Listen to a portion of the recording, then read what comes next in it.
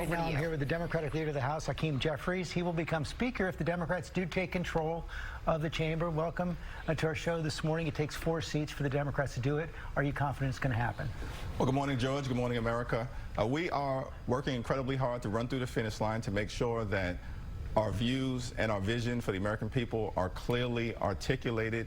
We will always put people over politics. We're going to fight hard, working with a President Kamala Harris to lower costs, to grow the middle class, to make sure we continue to bring back good-paying American jobs. And of course, we will always defend a woman's freedom to make her own reproductive health care decisions. We're on the right side of those issues, but we put it into the hands of the American people. Current Speaker Mike Johnson is also hitting the trailer hard. He's promising that Republicans are going to bring the federal government to heel if they take control of the Congress and the White House. What is the impact if the Republicans maintain control? The extreme MAGA Republicans have clearly and unequivocally articulated what they will do to America moving forward. The extreme MAGA Republicans will take a blowtorch to Social Security. They will take a blowtorch to Medicare. They will take a blowtorch to the Affordable Care Act. House Democrats will take a blowtorch to Project 2025, and we will put the American people first. We will build an economy that works for everyday Americans, that helps people who are struggling to live paycheck to paycheck, not just get by, but get ahead. What's your biggest concern in this final 36 hours? Well, these races are close all across the board. Vice President Harris is closing strong. She's closing with a positive vision. She is going to bring people together. The other side is trying to tear us apart. But the races are close in the House, the Senate, and the presidency.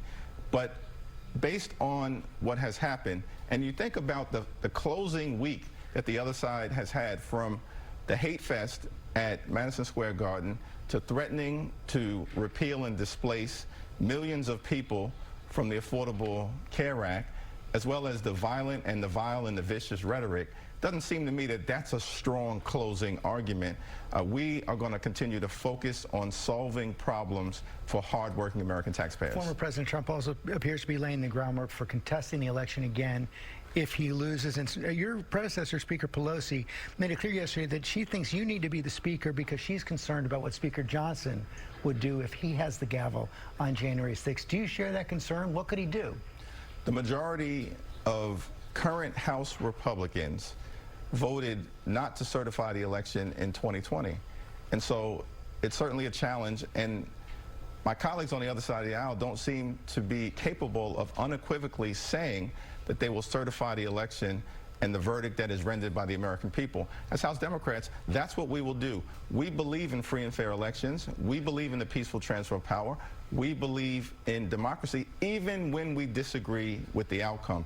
That's been part of what has made America the greatest democracy in the history of the world. A lot of the seats in play to determine the majority in the House are out there in California, so this could take some time before we know who's controlling the House. Well, that's correct. There are a total of 9 seats that Republicans now hold in the House that President Biden and Vice President Harris won in 2020. 4 are in New York, but 5 are in California. And so with the margins being very close and a heavy concentration of races in California, we'll see what happens. But again, all we can do is work hard, run through the finish line, articulate a positive vision of change for the American people, make it clear that we want to deliver real results, and then put it in the hands of the American people and trust the voters. So you're heading back on the trail from here?